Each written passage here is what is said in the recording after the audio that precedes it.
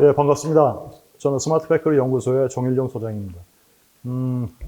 스마트 팩토리와 그 다음에 설비 관리 쪽에 전략 컨설팅하고 이제 강의를 주로 하고요. 22년부터는 제가 설비 관리 쪽에 진단을 하면서 새로운 좀 오래된 그런 공장들의 메인터넌스 웨이를 새롭게 잡아주는 그런 일을 지금 하고 있습니다. 오늘도 그 내용을 보시면 경쟁력 있는 플랜트를 위한 설비 관리 진단 및 전략이라고 되어 있습니다.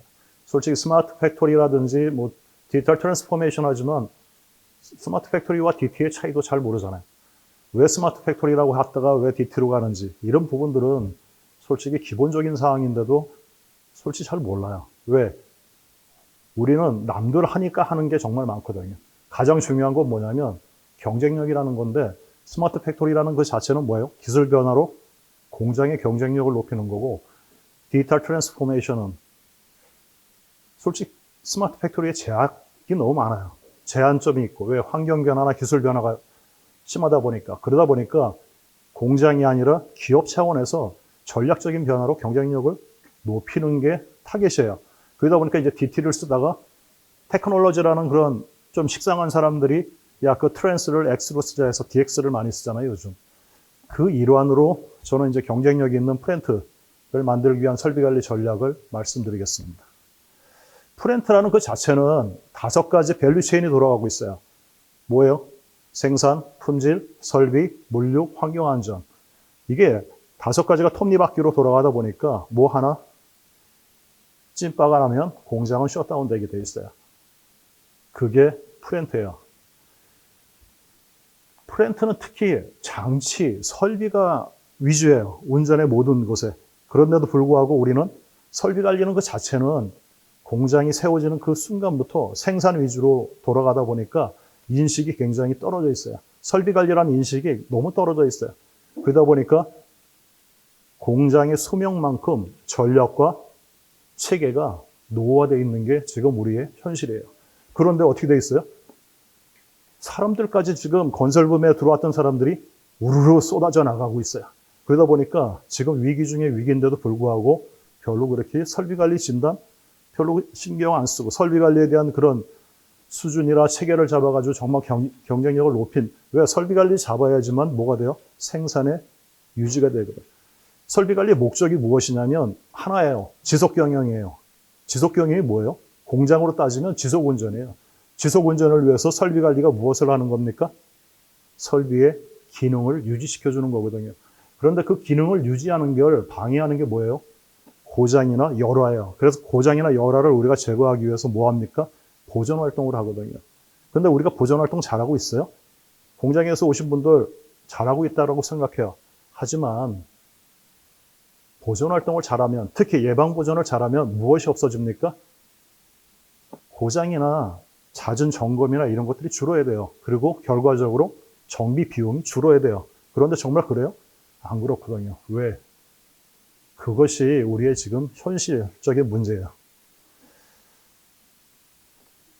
1969년 유니온 카바이드사라는 사가 미국의 환경 규제 때문에 어디로 갔어요? 인도 보팔로 이전을 했어요. 근데 유니온 카바이드사가 어떤 공장이었냐면 살충제 공장이었어요. 그래서 유니온 카바이드사는 한 15년 돌리다가 1984년 12월 3일 종지부를 찍었죠. 왜? 대형 사고 때문에. 가스 누출 사고 때문에 완전히 망했다고 봐야죠. 그때 어떤 사고가 있었느냐 하면 한마디로 말해서 12월 2일 밤 11시 정도부터 가스 냄새가 나는데 이 공장이 주로 사용하는 게 뭐냐면 MIC라는 거였어요. 이소시아나메틸, MIC는 무색무취의 신경독가스라 1차 세계대전 때도 사용을 했었어요. 그런데 안 보이다 보니까 자기도 맡으니까 염소가스로 대치를 했죠, 나중에. 그 정도로 좀 무서운 그런 신경독가스예요. 또 한 가지 특성이 뭐 있냐면 자연발화예요. 가만히 있어도 불이 나는데 그 당시에 어떤 일이 벌어졌냐? 탱크 안으로 물이 들어갔어요. 그러다 보니까 그 물과 이제 반응을 일으켜서 갑자기 온도와 압력이 올라가면서 한 12월 3일 새벽 50분에 안전 밸브를 쳐버렸어요. 깨졌어요. 세프티 밸브가. 그러니까 어떻게 돼요? 스탁으로 가스가 막 나가기 시작을 했죠. 그러다가 한 50분 정도, 1시간 정도 후에는 어떤 일이 벌어지냐면 아예 그 탱크가 폭발해 버렸어요. 그래서 완전히 인도 보팔시를 딱 2시간 가스가 샜는데 3,840명 이상이 죽었어요. 그리고 50만이 지금까지도 후유증을 앓고 있어요. 그것 때문에 유니온 카바이사는 아예 문을 닫았고, 제가 말씀드리고 싶은 거는 사고가 아니에요. 뭐예요? 우리는 설비 관리 때문에 지금 이 30분을 갖다가 이제 귀중하게 여러분 보시고 계시는데, 이때 초반기에 어떤 세프티 밸브가 깨지고 스탁으로 가스가 나가는 그 순간에 안전 시스템들이 있어요. 어떤 거? 중화 시스템, 중화 장치. 당연히 독가스니까 중화시켜야 될 거 아니에요. 그런데 컨트롤룸에서 스위치 온을 했는데 동작하지 않았어요. 계속 나갔어요. 프로세스가 많은 공장 같은 경우에는 프레어스택이 24시간 계속 돌아가는데 여기는 세프티용으로만 썼던 것 같아요. 연소 장치, 프레어스택이에요. 프레어스택의 스위치를 눌렀는데 동작하지 않았어요. 지금 우리는 두 시스템을 동작시켰는데 정말 필요할 때 동작하지 않았어요. 이런 경우에 저런 시스템, 저런 설비를 무슨 설비라고 하느냐라는 거예요. 혹시 아시는 분 계실지 모르겠는데 우리 공장에서는 잘 몰라요. 뭐예요? FFM이라고 그래요. Failure Finding Maintenance 설비라고 그래요. 뭐예요? 숨은 고장 설비. 고장이 숨어 있어요. 어디? 얼마 전에 우리 뭐 있어요? 에스카레이터. 지하철역에서 에스카레이터 어떻게 돼요? 역주행. 그러니까 반대로 돌아요. 왜? 세프티 장치가 있는데도. 당연히 될 거라 생각하고 우리는 어떻게 하고 있어요? 안심하고 보전 활동에서도 비주얼 인스펙션 그냥 대충 하고 끝내버리는 게 너무 많다라는 거예요. 이런 경우에는 숨은 고장 설비라는 거는 너무 중요해요. 그러면 언제 해야 돼요? 보전 프로그램 있어요? 없어요. 왜? 저런 설비에 대해서는 당연히 될 줄 알고만 있지 특별한 적이 없어요. 우리가 왜 평상시에는 회전기의 중심을 하고 연차 보수 때는 고정장치의 중심을 두고 메인터너스 하느냐라는 거예요. 솔직히 이거조차도 설비관리 쪽에서 잘 모르는 경우가 많아요. 왜 그래요? 기능이라는 게 정말 중요한 거거든요. 설비는 기능을 위해서 살아요. 왜? 생산을 유지시켜주기 위해서 설비의 기능을 유지시켜주는 게 정말 중요한 거거든요. 그래서 평상시에서 그 기능을 확인할 수 있는 게 뭐예요? 회전기예요. 왜? 공장에 흐름을 주니까. 솔직히 저런 장치들은 평상시에 우리가 알 수 있어요? 없어요. 그러면 언제 해야 돼요? 애뉴얼 셧다운 때나 에머전시 셧다운 때나 셧다운 때 확인해 줘야 될 거 아니에요. 그런데 하고 있어요? 못해요. 왜? 다른 거 바쁘다 보니까 기본적으로 해야 될 에머전시 셧다운 PM 프로그램이 어마어마하게 나오는데도 못해요. 그리고 다 한 것처럼 다 넘어가요. 이게 우리의 지금 현실이에요. 왜 그렇게 됐느냐라는 거죠. 그러다 보니까 자중고장이 계속적으로 없어지지도 않고 있고, 그 다음에 정비부서는 매일 바쁘고 있어요. 공장이 살아있다는 걸 뭘 보고 알 수 있어요? 딱 하나예요. 사람이 공장하고 똑같아요. 시스템이. 사람은 뭘 보고 살아있다고 생각해요? 호흡? 아니죠. 왜? 잠수부들은 호흡 안 하고 있잖아요. 사람 피 흐름이에요. 공장도 마찬가지로 플로우를 보면 이 공장이 살아있다, 죽었다를 알 수 있어요. 이 플로우를 주는 게 뭐예요? 컴프레셔나 펌프예요. 프로세스에서, 플랜트에서. 그래서 돌아갈 때는 펌프나 컴프레셔는 어떻게 돼요? 쟤네들이 죽어버리면 플로우가 갑자기 죽어버려요. 공장이 죽는다는 얘기예요. 그러다 보니까 평상시 운전 중에는 가장 중요하게 보는 게 뭐예요? 컴프레셔와 펌프예요. 그렇지만 에머전시 셧다운이나 애뉴얼 셧다운 때는 우리 한 달 정도 세워서 점검을 해요. 그때는 뭐가 중요하겠어요? 그때는 펌프의 기능을 볼 필요가 없잖아요. 왜? 안 돌아가니까. 그때는 저쪽으로 넘어가요. 오픈, 개방 검사할 수 있는 것들을 중점적으로 봐요. 왜? 그때는 걔네들이 기능이 상실됐는지 안 했는지를 확인할 수 있기 때문에. 그래서 우리는 플로우가 공장에서는 플랜트에서 굉장히 중요해요. 그래서 플랜트를 살리는 게 중요한 거고, 이 플랜트를 유지시켜주기 위해서 우리는 평상시에 운전 중에는 컴프레셔나 펌프를 중점적으로 보고 그 다음에 애뉴얼 셧다운 같은 그런 보존 활동 기간에는 고정장치의 오픈을 통해서 그쪽의 기능들을 우리는 확인하는 게 설비 관리의 기본이 돼 있어요. 그러면서 좀 전에 컴프레셔나 펌프 같은 경우에 가장 많이 봐야 될 게 무엇이냐면 솔직히 펌프 같은 경우에는 리클을 많이 봐야 되는 게 맞아요. 왜? 우리가 볼 수 있는 방법이 그거니까. 그런데 그 리클을 만들어주는 요인은 메카니컬 실이나 그런 데의 문제도 있지만 베어링의 모터 사이드의 베어링의 문제도 있을 수 있어요. 고장의 가장 시작은 일반적으로 모터에 왜 회전을 시켜주는 모터 쪽에 베어링이 가장 많이 나와요. 저런 볼 베어링 같은 경우에는 굉장히 깨끗한 것처럼 보이지만 미세먼지라든지 쇠 조각이 기본적으로 들어있어요. 이런 것들이 하중을 받아서 아래쪽으로 떨어져요. 그러면 로터가 돌면서 가운데 회전 로터가 돌면서 베어링이 돌아요. 같이. 그러면서 아래쪽에 깔려있는 그런 먼지나 쇠가루를 짓이기면서 스트레스를 가하기 시작해요. 설비의 고장의 시작은 뭐예요? 스트레스예요. 스트레스가 가해지면 어떤 일이 벌어져요? 균열이 발생해요. 그때 뭐가 발생? 바이브레이션이 발생해요. 그래서 우린 진동 관리가 굉장히 중요해요. 진동 분석이. 그래서 한 30년 전에도 웬만한 공장에 진동 분석 장비도 갖다 놔요. 그러나 못 써요. 왜?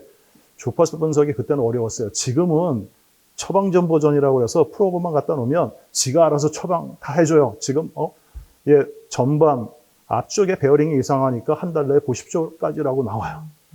얼마나 좋아요. 근데 30년 전에는 어림도 없었어요. 주파수 분석을 직접 해야 돼. 그래서 똘똘한 친구를 시켜 가르쳐 놔. 근데 똘똘하니까 어디 가요? 딴 데 가버려요. 그래서 진동 분석을 못했어요. 그러다 보니까 뭐예요? 현장에서 진동 분석을 못하니까 쇠 납작이 가지고 청음봉 들고 다니면서 귀로 들었어요. 왜? 진동 다음에는 소음이 발생하기 때문에. 진동이 일어나고 어느 정도 시간이 지나면 크랙이 넓어지니까 뭐가? 소음이 나요. 그래서 소음을 잡으려고 노력했어요. 그리고 그게 오래되다 보면 더 벌어지고 마찰이 많다 보니까 열이 발생을 해요. 그래서 왼쪽에는 목장갑을 끼고 만져보면서 다녔어요. 지금도 청음봉 들고 목장갑 들고 다니고 있어요. 그런데 청음봉은 나쁜 게 아니에요. 이음 관리는 굉장히 좋아요. 왜? 바이브레이션을 관리를 하더라도 진동 분석을 하더라도 뭐가 있어요? 얘가 어느 정도 진척이 됐는지는 우리가 알 방법이 없잖아. 그러면 베어링에 돌아가는 소리를 이음, 청음을 통해서 그거를 확인할 수 있는데 지금 사람들 택도 없는 얘기예요. 과거 30년 동안 했던 사람들은 모르는. 근데 30년 동안 했던 사람들이 지금 우수수 빠져나가고 있다는 거죠. 우리나라는 조직적인 문제가 있어요. 어떤 거가 있냐면 정비 파트, 공장에 가서 정비 파트를 보면 직종별로 돼 있어요. 직종 뭐예요? 기계장치, 계기전기. 외국은 프렌트 단위로 돼 있어요. 프렌트에 메인터넌스 기계도 들어가 있고 장치 들어가 있고 계기, 전기가 한 팀을 이루고 있어요. 프렌트 전문가로 만들어주는 가장 좋은 저거예요. 우리는 자기 자리를 위한 직종으로만 돼 있어요. 그러다 보니까 어떤 일이 벌어져요? 펌프 하나만 봐도 펌프 사이드는 누가요? 기계가 봐요. 모터 사이드는 전기가 봐요. 모터 사이드에 베어링이 문제가 있어요. 아웃사이드 쪽에 베어링이 문제가 있어. 그러면 뭐가 달라지냐면 얼라이먼트가 달라져요. 흔들려요. 그러면 가장 반대쪽에 있는 펌프 사이드에 굉장히 많이 흔들려요. 그러면 뭐가 날아가요? 샤프트나 슬리브가 날아가요. 그런데 리크 된다고 뭐만 갈아? 여기는 패킹으로 나왔지만 메카니컬 실만 갈고 있다 이거죠. 왜? 그게 한계라 이거죠. 이런 것들이 우리는 많은 거예요. 그러다 보니까 보존 비용은 안 없어져. 일은 계속 많아. 정비부서는 분명히 보존 활동을 잘하면 정비부서에 할 일이 줄어야 되는데 얘네들 맨날 바빠요. 도대체 뭐 하는지. 그런 것들을 잡아주지 않고서는 경쟁력 없다 이거죠. 일반적으로 공장의 플랜트에 정비부서라는 일은 딱 두 가지 업무를 하게 돼 있어요. 뭐 정비관리 업무와 설비관리 업무를 하게 돼 있어요. 정비관리 업무라는 게 뭐예요? 이거예요. 점검이라든지 고장나면 고치는 거야. 그런데 우리의 대부분이 이것만 하고 있어요. 99%가. 설비관리 업무라는 건 뭐예요? 고장나지 않게 하는 거를 연구해서 적용하는 거예요. 설비 관리 업무를 많이 하다 보면 어떻게 되겠어요? 정비 관리 업무가 점점 줄어들어야 돼요. 그런데 다 여기에만 달려붙어 있어. 한마디 말해서 우리는 정비소만 있어요. 정비소? 그건 뭐예요? 그냥 고치기만 하는 거예요. 정말 중요한 건 뭐예요? 설비 관리 업무 고장나지 않게 하는 걸 통해 가지고 우리는 설비의 기능을 계속 유지해서 지속 운전을 시켜서 경쟁력을 높이는 게 가장 중요한데도 불구하고 우리는 고장나서 워커다 오면 통지 오면 그거 그냥 해주는 거 이거가 잘한다 생각해서 그냥 반복. 이러니까 맨날 바빠요. 솔직히 여기 CM이라는 게 뭐냐면 일상보전이에요. 일상보전이 뭐예요? 일반적으로 통지를 통해서 이거 고쳐주십시오, 점검해 주십시오 하는 거예요. 그러면 아래 PM이라는 게 있어요. PM은 이 정비관리 업무 쪽은 어디서 하는 거냐면 로컬 쪽에서요. 한마디 말해서 작업하시는 분들이 많이 하는 거고 설비관리 업무는 오피스 쪽에서요. 누가? 엔지니어들이 많이 해요. 솔직히 PM을 잘하면 어떻게 돼요? CM이 줄어야 돼요. 그런데 PM은 PM대로 열심히 해요. 근데 CM은 CM대로 열심히 나와요. 그건 뭐예요? PM을 제대로 못하는 거예요. PM 업그레이드? 여기 공장에서 오신 분 계시면 한번 생각해 보세요. PM 업그레이드 해본 적 있어요? 국내 한두 군데밖에 없어요. PM 업그레이드가 뭔지도 몰라요. 솔직히 5년마다 하게 돼 있는 게 PM 업그레이드인데 PM 업그레이드를 뭘 어떻게 하라는 얘기예요. 이게 우리의 현실이라는 거죠. 설비관리 업무 쪽에는 가장 중요한 게 뭐 신뢰성 보존에 대한 기본이 들어가 있는데 신뢰성 보존도 TPM처럼 세븐 스텝에 굉장히 복잡한 게 옛날 방식이에요. 요즘은 그렇게 안 해요. 그렇게 하라고 해도 안 해요. 요즘은 어떻게 하냐면 PM, 뭐예요? Preventive Maintenance, 예방 보존, PDM, Predictive Maintenance, 예지 보존, PAM, Proactive Maintenance, 선행 보존, Non-PM, BM, 저건 뭐예요? 알고 있는 BM이에요. 뭐가 있어요? 스탠바이. 스탠바이 같은 경우에 여러분들 이제 펌프 같은 경우에 스탠바이 많이 둬요. 왜? 중요하다고. 그런데 중요하다고 스탠바이를 두면 A가 돌아가요. 평상시에. 그러다가 A가 고장나면 자동적으로 B가 돌아가야 돼요. 그런데 펌핑 불량이라는 통지가 많아요. 왜? 똑같이 FFMA예요. M. 그게 뭐예요? 수문 고장이에요. 스탠바이가 있으면 어떻게 해야 돼요? 펌프 같은 경우에는 교차 운전해줘야 돼요. 몇 개월마다. 왜? 얘가 살았는지 죽었는지도 확인해야 될 거 아니야. 근데 확인 안 해. 왜? 교차 운전하는 순간 어떤 일이 벌어져요? 공정 프로세스를 한번 탁 쳐요. 그러면 뭐예요? 운전하기가 귀찮잖아요. 흔들려 버리니까. 생산해서 안 해요. 근데 이거를 체계화시키면 어떻게 해요? 제도화시키면 해야 될 거 아니에요. 그럼 제도화 시켜야 되는 거예요. 그런 걸 제도화 안 해놓으니까 교차 운전 안 하는 거예요. 그러다 보면 나중에 펌프가 고장나. 아니, A가 죽었어. 근데 B를 돌렸는데 B도 죽었어. 그러면 누구만 욕 더럽게 먹어요? 정비 쪽만 더럽게 먹어요. 솔직히 생산 쪽에서 자기가 교차 운전을 안 했는데도 불구하고. 이게 우리 현실이에요. 그러니까 맨날 설비 관리하는 정비부서만 맨날 욕만 먹고 바보가 되는 거죠. 여기에서 우리는 앞으로 뭐 PDM, 요즘은 이제 끄떡해서 스마트 팩토리 얘기하면 많은 분이 무슨 얘기를 하냐면 예지보전 얘기예요. 그리고 스마트 시그널 뭐 이런 얘기하고 앉았어요. APM, 프리즘, 프리콕. 제가 2010년도에 스마트 시그널을 도입했었어요. 그 다음에 전기해석법으로 아레바, 아르테시스 세 가지를 도입했다가 3년 만에 손을 놨어요. 포기했어요. 왜? 그때는 기본적인 사항, 예지보전의 기본적인 게 뭔지 아세요? 진동 분석, 오일 분석, 열화상, NDP. 이 네 가지는 50년 전부터 테리 와이어맨이라는 분이 정말 중요하니까 이거를 잘해라라고 한 거예요. 왜? 진동이 왜 중요해요? 회전기는 진동부터 시작하니까. 열화상 왜 중요해요? 전기 설비는 정말 배전방 같은데 먼지 쌓이면 관리 불가요. 관리 불가. 왜? 저는 이제 전기 쪽인데 얘는 만지면 고장나요. 근데 안 만지면 어떻게 돼요? 먼지 때문에 고장나요. 그럼 언젠간 고쳐야 될 거 아니에요. 어떻게 알아요? 열화상으로 찍으면서 스펙트럼으로 계속적으로 관리하지 않으면 X 못해요. 그 다음에 오일 분석 뭐예요? 회전기, 큰 회전기의 오일 시스템, 그 다음에 변압기 같은 건 오일 가지고 그거의 흐름을 보면서 아 이렇게 하고 있구나라는 걸 우리가 빨리 알으면서 보존 활동 하잖아요. 그런데 이거 스펙트럼으로 관리하는 데 있어요? 없어요. 그냥 한 번 하고 이상 없어? 오케이. 그 다음에는 그거 어디 있는지도 몰라요. 가장 요즘은 예지 버전은 그런 거부터 하라는 게 진짜 중요한 거고, 스마트 시그널 이런 거는 공정을 타겟으로 했을 때는 베스트야. 근데 설비는 X.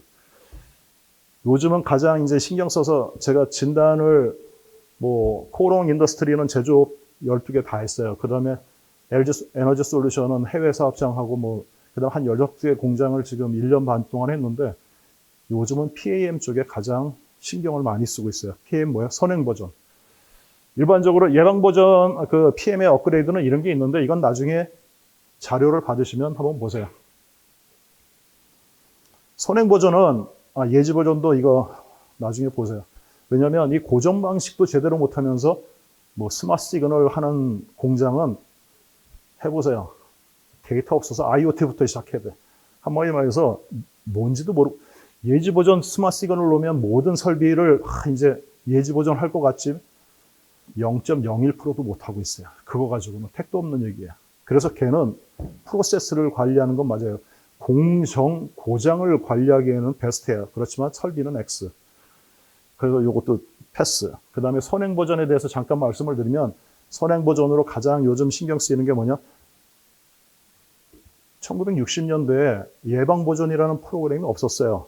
있지만 하질 않았어요. 그 당시에 가장 뛰어나게 한 데가 어디냐? 유나이티드 항공사예요. 유나이티드 항공사가 그 당시에 1954년 제트 여객기가 하늘에서 새 조각이 나면서 바다로 빠진 적이 있어요. 그때부터 예방 보존이 시작된 거예요. 그리고 유나이티드 항공사가 자기네들 보존 프로그램으로 그거를 완성시켰어요. 그래서 그게 미 국방성으로 가서 RCM이라는 이름을 받으면서 신뢰성 보존으로 바뀐 거거든요. 솔직히 그때 가장 중점적으로 봤던 게 이거예요. FMEA. 얘는 뭐예요? 고장 다발 설비를 무조건 FMEA 해야 돼요. 우리는 고장이 많으면 어떻게 해요? 잘 고치면 되는 게 중요한 게 아니에요. 고장을 안 나게 해줘야 돼요. 맨날 시리세요. 왜? 서비스하는 게 별로 안 좋다 보니까. 그럼 어떻게 해야 돼요? 난실 펌프를 바꾼다든지 이런 식으로 아예 고장의 요인을 제거시켜버리는 게 가장 좋은 방법이에요. 그런데 우리 뭐 하고 있어요?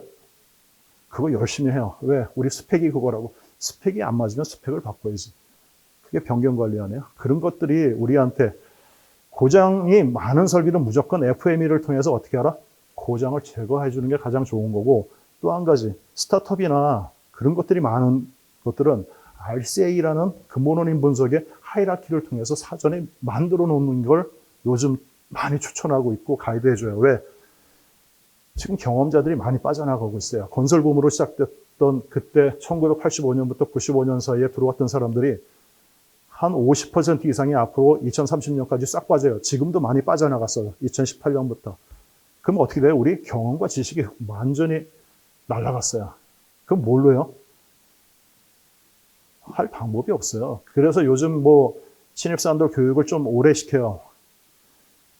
근데 그거 가지고 30년을 커버할 수 있으면 옛날부터 그렇게 했지. 택도 없는 얘기죠. 그래서 RCA는 뭐예요? 하이라키를 주면 어떤 일이 벌어져요? 사전에 원인을 우리가 찾아갈 수 있어요. 저 중에서 온라인 되는 게 좀 있으면 오프라인 된 것만 앞으로 관리 잘하면 되잖아요. 아니고 필요하다면 온라인화 시켜버리면 신입사원들이 들어와도 원인을 찾을 이유들이 점점 줄어들게 해주면 뭐가 빨라져요? 보존활동, 설비를 빨리 돌린다든지 이런 쪽에 굉장히 좋은 역할을 해줄 수 있다는 거죠. 앞으로 플랜트 쪽에 보면 경험자들이 쫙 빠져나가면 공장 못 돌리는 공장이 정말 많을 것 같아요. 시간이 많지 않으니까 이거 휙휙 지나가는데, 설비 관리하는데 가장 시작점은 뭐냐면 설비 등급부터 매겨요. 그런데 이 설비 등급도 요즘 이제 PSM으로 나와가지고 이렇게 해서 막 계산식으로 하는 데 있는데, 가중치를 제대로 안 준 공장이 정말 많아요. 그리고 설비 등급을 왜 나누는지를 몰라요. ABC 등급을. 왜 나눠요? 설비가 너무 많기 때문에. 정비 인원은 적고. 그래서 중점 관리하기 위해서 나누는 거예요. 그렇다면 A가 어떻게 돼야 돼요? 많으면 좋은 줄 알아요. A 설비가. 그런데 5% 미만이어야 돼요. 왜? 많으면 이 공장은 예방 무전 안 하고 있다는 걸 딱 보기만 해도 알 수 있어요. 그걸 자랑스럽게 얘기한다? 설비관리 기본이 없는 그런 체계를 잡아주기 위해서 우리가 지금 이런 것들을 봐주는 거예요. 지금 하나하나씩.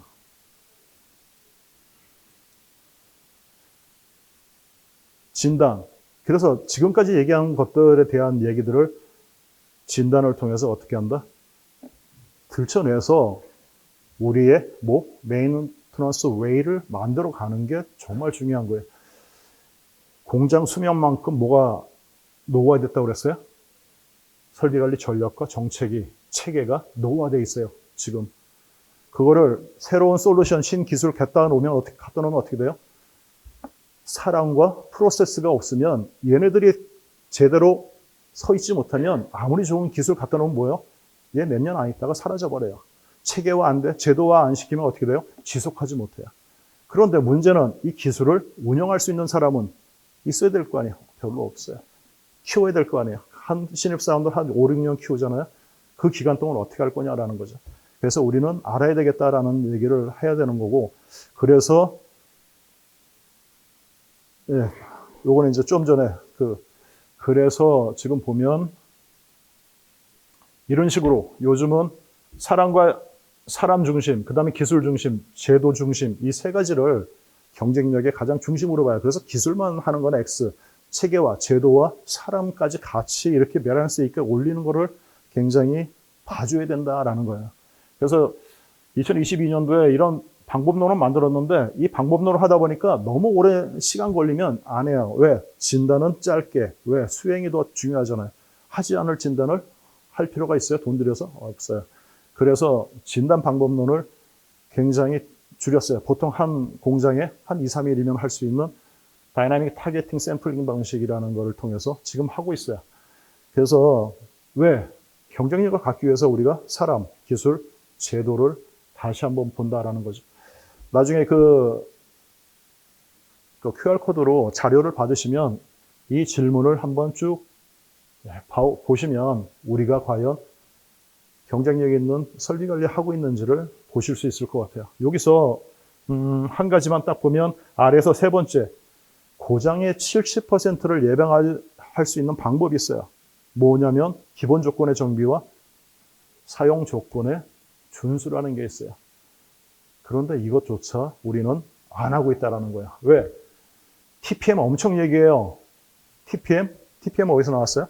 RCM이 미국에서 나왔으면 TPM은 미국의 생산 보전이라는 GE가 얘기한 생산 보전을 가져다가 만들어 놓은 게 TPM이에요. 왜? 자동화 기기가 오다 보니까 정비팀이 도와줄 게 없어. 그래서 오퍼레이터들 보고 야, 응급조치 너희들이 해. 그거부터 시작한 게 TPM이에요. TPM도 7스텝으로 굉장히 복잡해요. X. 왜? 국내는 라이센스가 다 어디 거예요? 해외, 서양 게 많아요. 일본 거보다. 서양은 무슨 마인드가 많아요? 분업 마인드가 많아요. 나는 생산이야. 야, 정비에 내가 왜 해? 이런 마인드 있는데 TPM 계속하면 어떤 일이 벌어져요? 해라. 나는 안 한다. 이거 어차피 나중에 안 돼요. TPM 백날 해보세요. 자주 보전 하나. 그런데 이제는 해야 돼요. 자주 보전. 어떻게? 그래서 저 아래에서 세 번째 거, 기본 조건의 정비가 뭔지, 사용 조건의 준수가 뭔지가 고장의 70%를 해결해줘요.